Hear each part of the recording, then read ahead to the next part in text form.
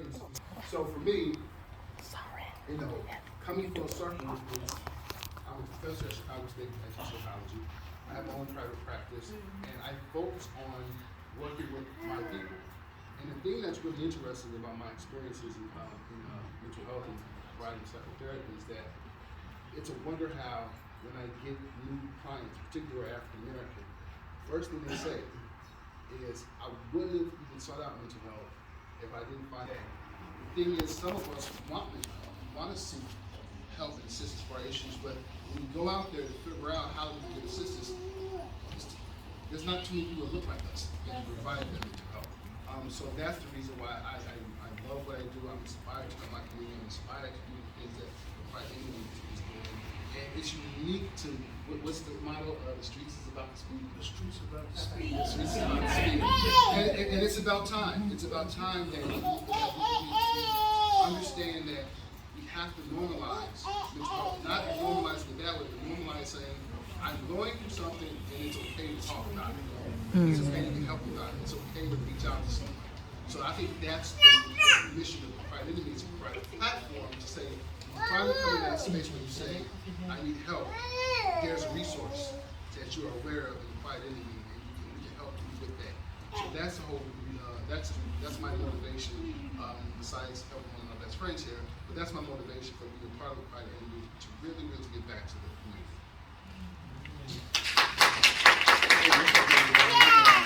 So my name is Al Logan, and I am a mental health advocate, like everyone has said, what childhood friend.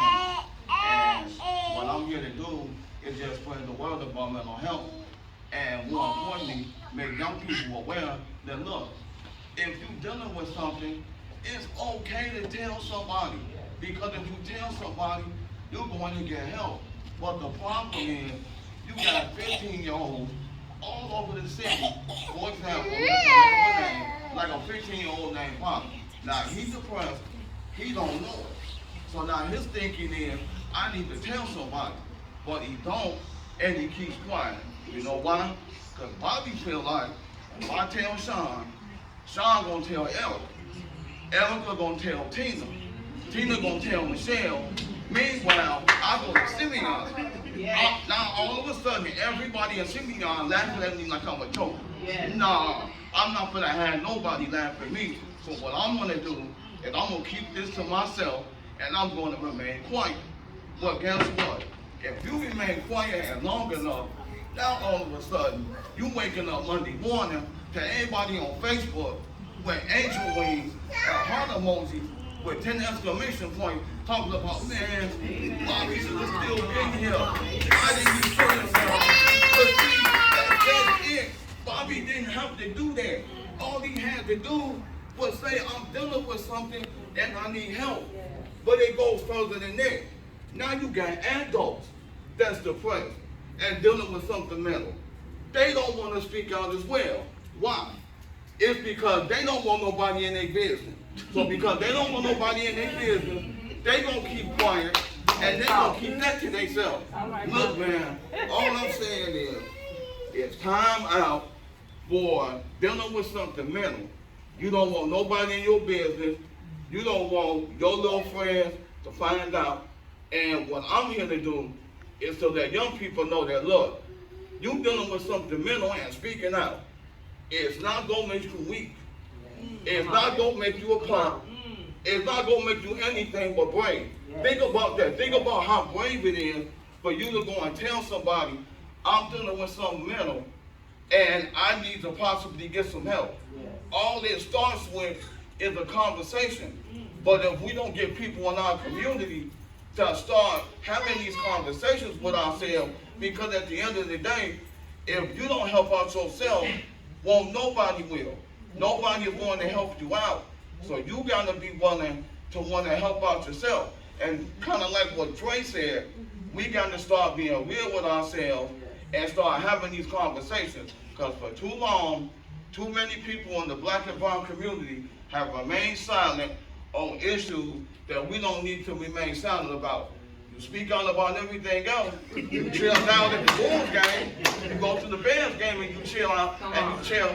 But now when it comes to you being depressed, Come on, man. It's time out for being quiet about mental health.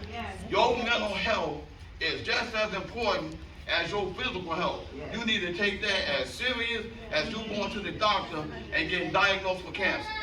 It's really that simple. But if you don't say nothing and you don't speak out, then that's the reason why all of this stuff will snowball.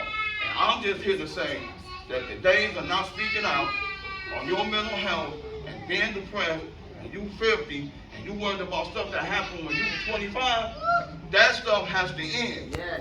Today.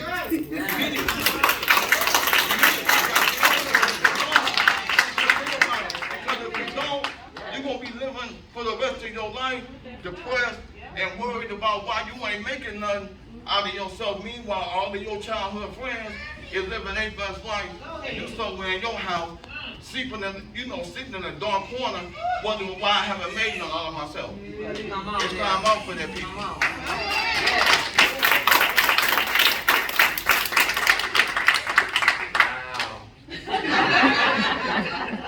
I'm Elder Demetrius. I'm the oldest of the group. I'm a couple years older than all these guys, and I am so proud of them. I'm also a preacher. I'm not going to preach today. Okay. All right? But I am doing the walk. Yeah. But, you know what? I'm just so excited. Man, you cannot believe how ecstatic I am over these guys because we all grew up together, but I was the oldest. I've always had things on my shoulder, as being the oldest. People felt like you were the leader. Now, I wasn't no leader. I was leading, but I didn't feel like I was a leader. Even being a preacher, people say, well, you're a preacher, you got it together. No. We also we're human first. When we deal with things, myself dealing with 2 divorces, kidney failure, I suffer with kidney failure now. I've been dealing with kidney failure for the last 20-something years. I do dialysis 5 days a week, but I still work a job because I don't let it define me. I still work 15 hours a day on my job. I work at Joliet Township High School, dealing with high school kids. And, it's something else.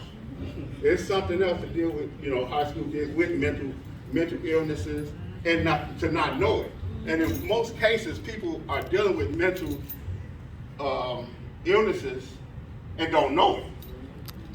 And understand, if you don't know a thing, then you can't attack it. That's called exposing it. See, before you can address a problem, first you have to realize there's a problem, accept that you have that problem, then you can expose it and cast it out. Come on, y'all, talk to me. All right. I'm going to my preacher mode. I'm going to my preacher mode. You get quiet, I keep going. You want me to shut up and go to the preacher? Come on, y'all. So, but everybody deals with mental illness, no matter what. I mean, we just came out of this, we're still in it, but this COVID, where it put us in the house, put people in the house together. They said, well, I'm a family, I'm always together. No, you're not. You leave out of that house. But when that COVID hit, man, it tore down some stuff. You got to know your wife. You've been married 50 years, didn't know your husband or your wife. You got divorced, I'm telling you. And see, I live alone. I just had my dog, so I was happy. Oh, the dog died. I guess I wasn't doing something wrong. I had to kill my dog out of mental illness. Come on, y'all. Mental illness. But, like I said, if you don't acknowledge that you have that problem, you can't deal with it. And that's what we deal with a lot of times with mental illness. We try to keep it in, especially being a black man. It's hard.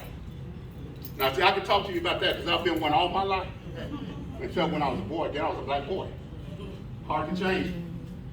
But with the help of prayer and the resources that are out here, which is what we're here to bring, you can make it out. You can do it. You can do it. You can get by. But what we want to do as advocates is continue to bring it out and let people know that it's okay. It's not a problem that you have a problem. It's a problem when you don't accept it and expose it and get help for it. And that's what we're out here trying to do, is offer people that help, offer the people that shoulder and that ear to hear. And that's all I have to say. We're gonna take